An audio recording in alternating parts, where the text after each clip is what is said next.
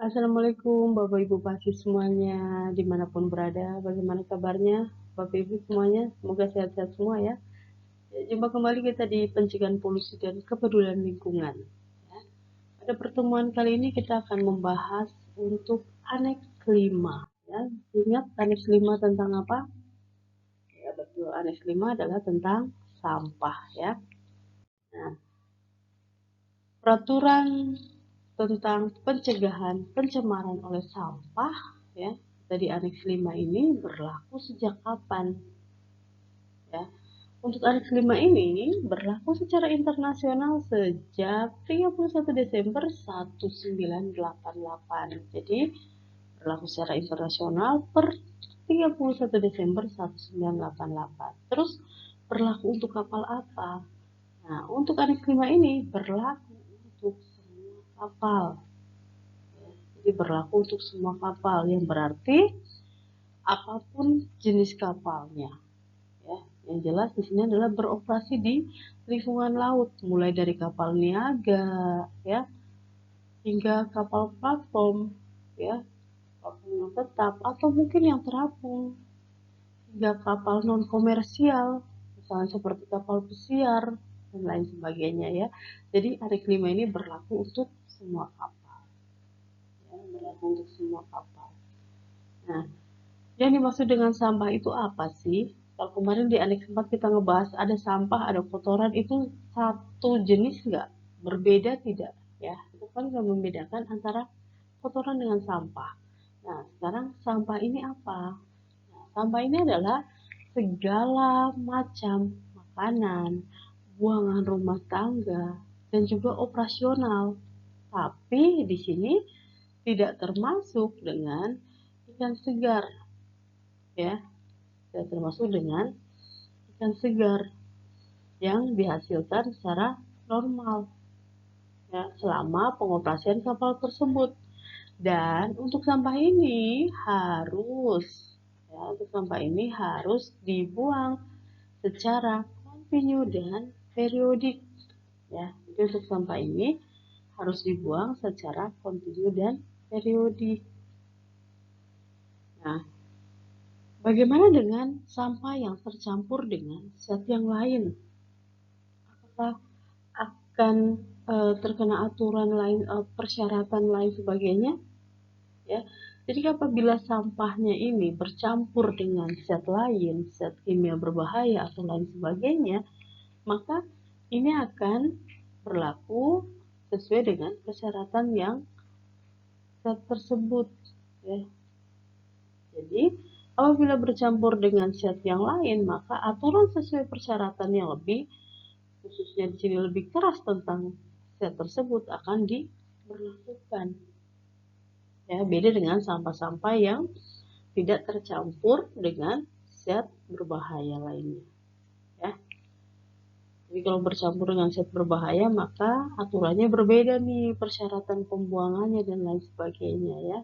Nah, di sini untuk kapal ukuran GT 100 ke atas, ya, GT lebih dari 100 atau kapalnya ini membawa kru atau membawa orang lebih dari 15, maka di sini diwajibkan untuk membawa garbage management plan. Ya, apabila kapalnya GT-nya 100 ke atas. Ya, atau membawa 15 orang lebih. Nah, ini harus membawa garbage management plan. Terus kalau kapalnya sama nih, GT 100 ke atas atau lebih dan membawa 15 orang atau lebih, ya, ini harus dilengkapi dengan garbage record book. Jadi kapal yang GT-nya 100 ke atas atau membawa 15 orang atau lebih harus dilengkapi dengan garbage management plan dan juga garbage record. Ya. Jadi meskipun di sini untuk lampiran dari aneks 5 Marpol ini bersifat opsional ya, namun telah menerima sejumlah ratifikasi yang memadai sehingga memungkinkan berlakunya per tanggal 31 Desember 1988 ya. Dan saat ini lebih dari 150 negara telah menandatangani lampiran dari 5 Marpol tersebut. Nah, untuk Aneks 5 Marpol ini ada daerah-daerah ya, ada daerah-daerah yang dilarang untuk melakukan pembuangan sampah atau kita sebut dengan spesial area atau daerah khusus ya. Jadi ada daerah-daerah khusus yang tidak diperbolehkan untuk melakukan pembuangan sampah ya. Contohnya di mana? Contohnya ada di Laut Tengah. Terus di mana lagi? Laut Hitam. Terus Laut Merah, Teluk Persik, Laut Utara, ya, daerah Karibia, daerah Antartika, ya.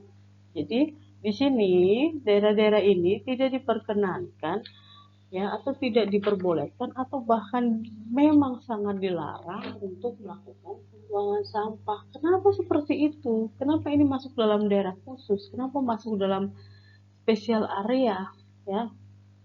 Nah, karena wilayah laut ini ya, jadi dari daerah-daerah tersebut ya, atau wilayah laut ini ya, karena alasan teknis di mana diketahui terkait dengan oseanografinya, terkait dengan ekologinya, serta karakter lalu lintas tertentu seperti lalu lintas yang padat, terus pertukaran airnya yang rendah, atau kondisi es yang ekstrim, ya, atau bahkan karena spesies lautnya yang terancam punah.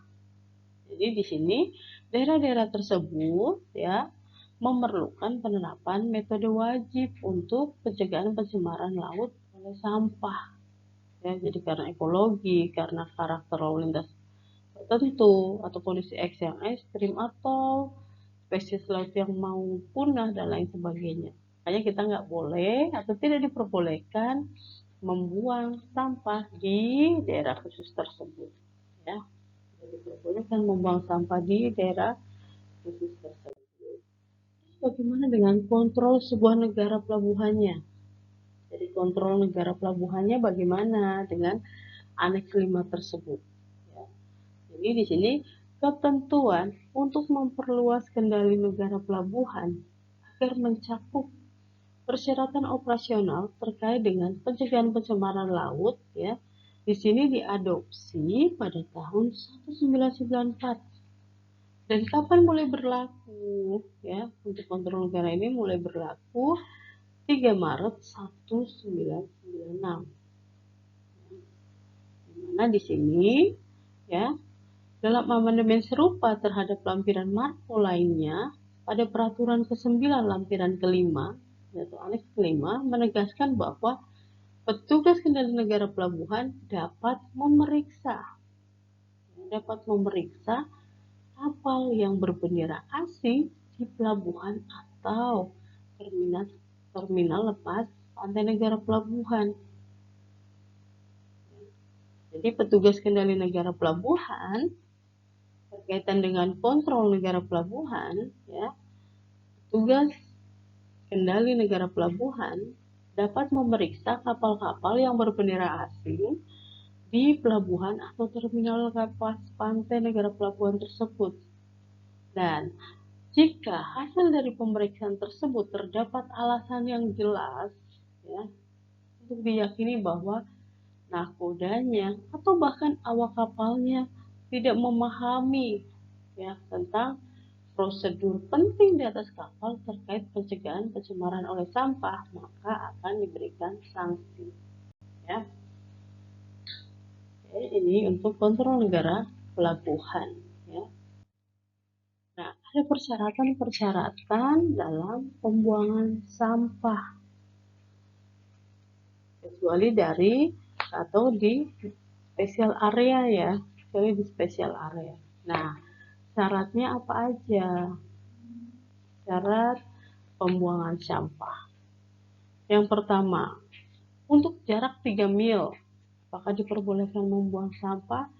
Pada jarak 3 mil dari daratan terdekat, di sini diperbolehkan membuang sampah sisa-sisa makanan. Dengan catatan apa? sampah sisa-sisa makanan tersebut telah dihancurkan dan dapat melewati saringan 26 mm.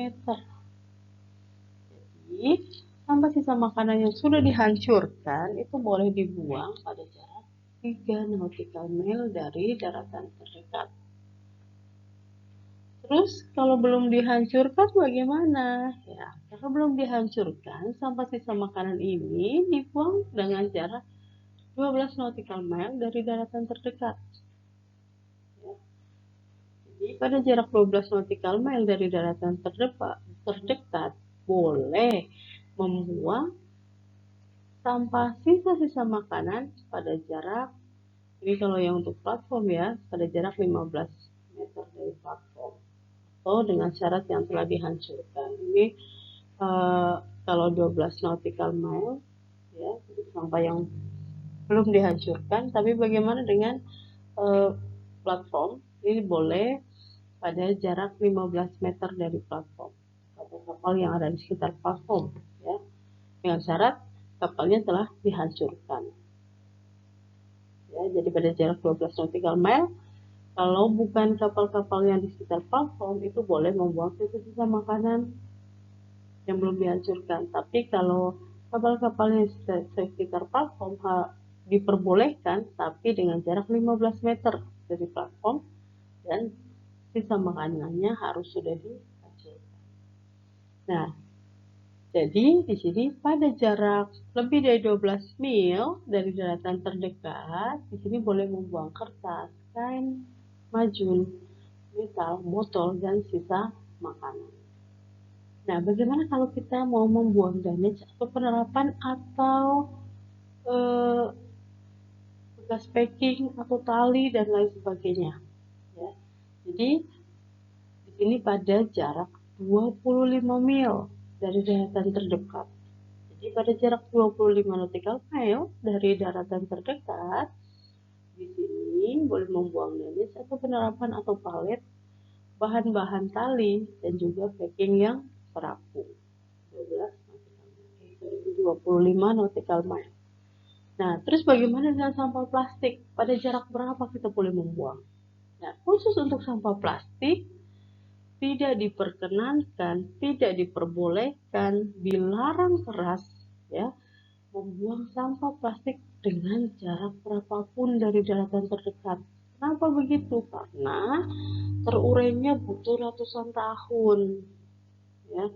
Jadi semua jenis sampah plastik termasuk plastik jaring, kantong plastik ya, itu tidak diperbolehkan dibuang ke laut. Terus bagaimana? Disarankan untuk dilakukan pembakaran dengan alat yang namanya insinerator. Nah, untuk abunya, abu pembakaran dari insinerator, apakah boleh kita buang ke laut? Ya, untuk abunya pun tidak diperbolehkan karena abu dari plastik pastinya berbeda. Plastik kalau kita bakar, abunya atau sisa pembakarannya itu pasti akan menggumpal, ya enggak? Beda dengan sampah-sampah lainnya, ya. Jadi abunya pun tidak diperkenankan buang ke laut, ya, tidak diperbolehkan. Nah, tetapi ada amandemen terakhir nih. Sesuai amandemen terakhir sejak 1 Januari 2013 ya, sejak 1 Januari 2013 di sini yang boleh dibuang ke laut itu hanya sampah sisa makanan ya. Jadi per 1 Januari 2013 yang boleh dibuang ke laut hanya sampah sisa makanan.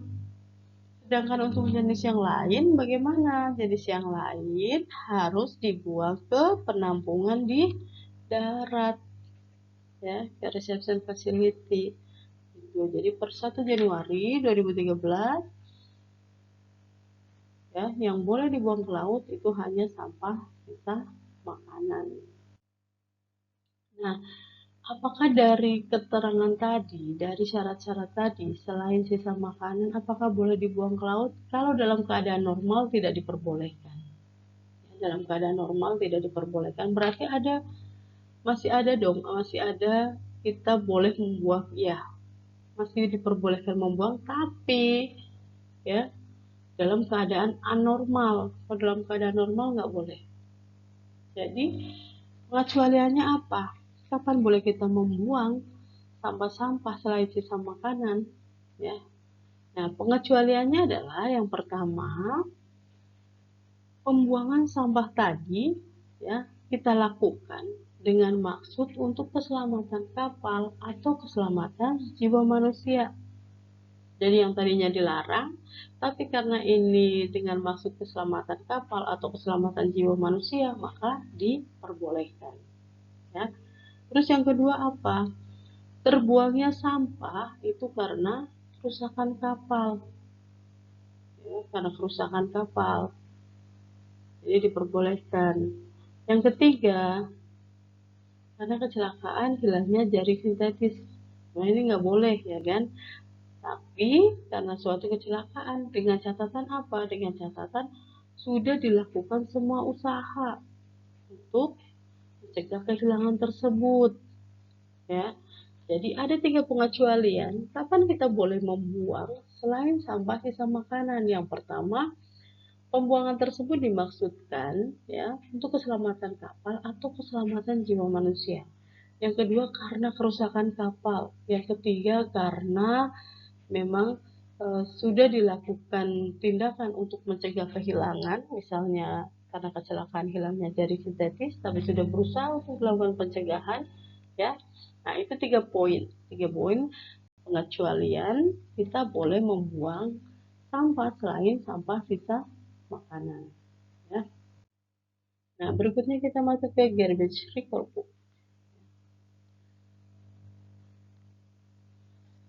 Setiap pembuangan ya, ataupun pembakaran itu harus dicatat dalam garbage record book. Jadi garbage record book ini untuk mencatat apa aja, semua pembuangan, semua pembakaran.